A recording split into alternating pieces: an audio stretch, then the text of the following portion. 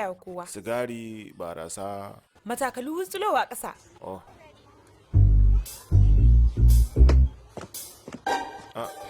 Idan kana so ka gaya wa wani, ta yaya ma za ka faɗa? Wata budurwa ta faɗa ba? Mutane za su tambaya wa ta faɗawa. Idan kuma cewa aka ta zamo, tambaya za a yi dawa. Kaga hakan zai bada yanayi na rashin da'a ba? Abin kan ba zai daɗin ji ba. Saboda haka, kada ka faɗa. Ba zan faɗa ba. Yana, ashe faɗuwa kika yi? Ba ki da ji rauni ba ko? Ki dinga kulawa. Sannu. Aha, wancan lutar yarinyar. Ba kai alƙawari ba?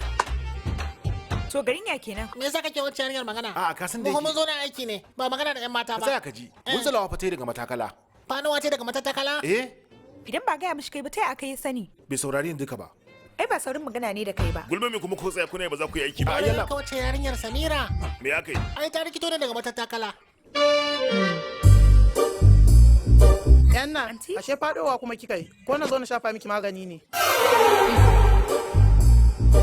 Baki sai zuwa suke ta yi. Amma ka tsaya gun waɗannan suna ta gulma. Ba gulma suke yi ba. Kawar Fallabi ce Samira. Ta faɗo daga matakala. Wayo. Bayan shi sai wa ka gayawa. Wancan waiwaye. Wa kenan? Wancan.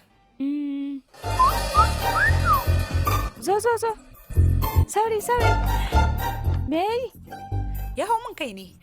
Ai wallahi kuwa, dalilin da ya jawo kenan nasa aka soke baikona da shi yanzu zan aure ya geshi. Dalilin kenan? Kun soke baikon aure da shi? Na yi kuskure ne? Zancen gaskiya?